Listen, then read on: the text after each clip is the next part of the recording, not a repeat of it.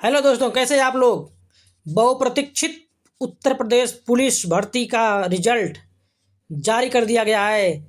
देखिए, नोटिस आ गई है। उत्तर प्रदेश सरकार उत्तर प्रदेश पुलिस भर्ती एवं प्रोन्नति बोर्ड तुलसी गंगा कॉम्प्लेक्स विधानसभा मार्ग से जारी कर दी गई है। उत्तर प्रदेश पुलिस में आरक्षी नागरिक पुलिस के पदों पर सीधी भर्ती हुई थी। 2023 में इसका विज्ञापन आया था। अभिलेखों की संवीक्षा एवं शारीरिक मानक परीक्षण DVPAT हेतु अभ्यर्थियों को जो है बुलाया गया है। ठीक है, तो इसमें महत्वपूर्ण क्या है? महत्वपूर्ण ये है कि जो इसकी परीक्षा हुई थी पहले जो है फरवरी में हुई थी 2024 में, जिसमें नकल की भेंट चढ़ गई थी। बहुत सारे शिक्षा माफिया, बहुत सारे जो नकल माफिया हैं, क्या किए थे, पेपर खरीद लिए थे और पेपर आउट हो गया था, जिसमें पुलिस अभ्यर्थी जो थे बहुत ज़बरदस्त धरना प्रदर्शन किए थे, सरकार की नींव हिला कर रख दी थी। ठीक है, सरकार के लोग कह रहे थे, जो नेता मंत्री थे कह रहे थे कि पेपर आउट नहीं हुआ है। पुलिस भर्ती बोर्ड भी कह रहा था पेपर आउट नहीं हुआ है, लेकिन बाद में बड़ी कार्रवाई करते हुए पुलिस भर्ती बोर्ड का जो मुख्य अध्यक्ष थी उनको हटा दिया गया था। इसके बाद भर्ती को रद्द कर दिया गया था और भर्ती रद्द होने के बाद लगातार विवादों के घेरे में बनी हुई थी, लेकिन दोबारा से उसका एग्ज़ाम कराया गया है। ठीक है, एग्ज़ाम कराने के बाद जब उसकी आंसर की आई थी, आंसर की पे विवाद हो गया था। लगभग 71 प्रश्न के या तो उत्तर बदल दिए गए थे, या फिर प्रश्न के विकल्प चेंज कर दिए गए थे, या फिर क्वेश्चन को डिलीट कर दिया गया था। ठीक है, काफ़ी अधिक विवाद हुआ था। इसके बाद अंततः जो है आज पुलिस भर्ती का रिजल्ट घोषित कर दिया गया, जो आप लोगों के बीच में है। देखिए नोटिस में क्या लिखा है। उत्तर प्रदेश पुलिस भर्ती एवं प्रोन्नति बोर्ड द्वारा आरक्षित नागरिक पुलिस पदों के जो है सीधी भर्ती 2023 में अभिलिखित परीक्षा हुई थी। 23, 24, 25, 30, 31 अगस्त 2024 को परीक्षा हुई थी। ठीक, 10 पाली में आयोजित की गई थी। उक्त भर्ती परीक्षा के लिखित परीक्षा के प्रश्न पत्रों तथा उत्तर कुंजी पर समस्त स्रोतों से प्राप्त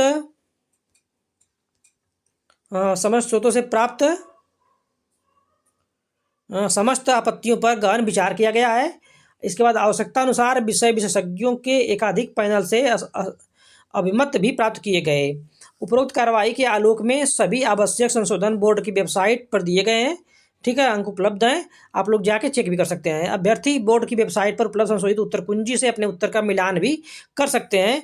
आरक्षी नागरिक पुलिस के पदों पर सीधी भर्ती 2023 की लिखित परीक्षा 10 पारियों में आयोजित किए जाने के कारण नियमावली के प्रावधानों की विज्ञप्ति के उल्लिखित जो प्रक्रिया के क्रम में प्राप्तांक का प्रसामान्यीकरण करते हुए अंकों की श्रेष्ठता उत्तर प्रदेश राज्य के आरक्षण के सुसंगत प्रावधानों के आधार पर श्रेणीवार विज्ञापन में 2.5 गुना कितनी बुलाया गया है दोस्तों। सबसे बड़ी बात है कि यह 2.5 गुना बुलाया है। कितना बुलाया है? 2.5 गुना लोगों को बुलाया गया है, किया जा रहा है। इसके बाद जो है 1,74,316 लोगों को बुलाया गया है। कितना लोगों को? 1,74,316 1,74,316 अभ्यर्थियों को बुलाया गया है। ठीक है, इसके बाद इनका मतलब परीक्षण होगा, शारीरिक मानक परीक्षण के लिए बुलाया गया है। इसके बाद इनके कटाप अंक पाने वाले अभ्यर्थियों को सम्मिलित किया गया है। जो समान कटाप अंक पाए हैं उनको भी सम्मिलित किया गया है यहाँ पर। ठीक है, इसके बाद देखिए कटाप देख लीजिए। कटाप बहुत महत्वपूर्ण है। ठीक, कटाप जो है बहुत ही महत्वपूर्ण है कि लंबौर श्रेणी में कटाप दी गई है। कटाप है किसकी? अनारक्षित श्रेणी कटाप दी गई है दोस्तों। कितनी है? 214.04644 है। कितना है? 214.04644 है।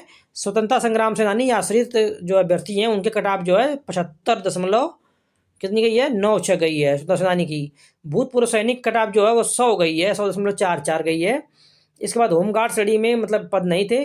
और महिला श्रेणी के अभ्यर्थी कटाप कितनी गई है? सामान्य में 203.90879 इतनी कटाप गई हुई है। ठीक है, इसके बाद हम लोग देखते हैं सामान्य रूप से कमजोर मतलब EWS। कौन?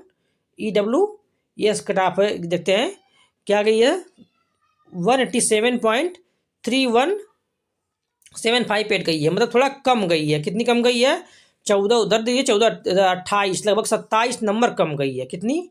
27 अंक जो है नीचे गई है कटाप EWS की सामान्य से। ठीक है, इसमें जो महिला अभ्यर्थी हैं उनकी कटाप कितनी है? 180 गई है, 180 गई है। इनका कितनी कम है? इनका जो है 23 अंक कम है, 23 अंक कम है।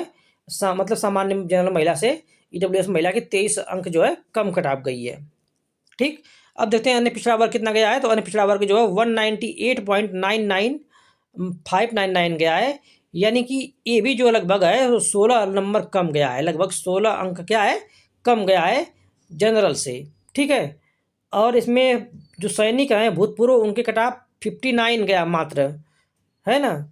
जिन लोगों ने फॉर्म भर दिया होगा सबका सिलेक्शन पक्का हो गया होगा। महिला श्रेणी में जो अभ्यर्थी हैं कट ऑफ जो है ओबीसी की कितनी गई है 189.39 गई है। ठीक है, 189.39 गई है, और ये भी कितनी कम लगभग है देखा जाए तो 203 से कितनी कम है 89 है, तो लगभग 14 नंबर कम है। कितनी है 14 नंबर कम गई है यहाँ पर। ठीक, और देखते हैं अनुसूचित जाति की कितनी कट ऑफ गई है दोस्तों।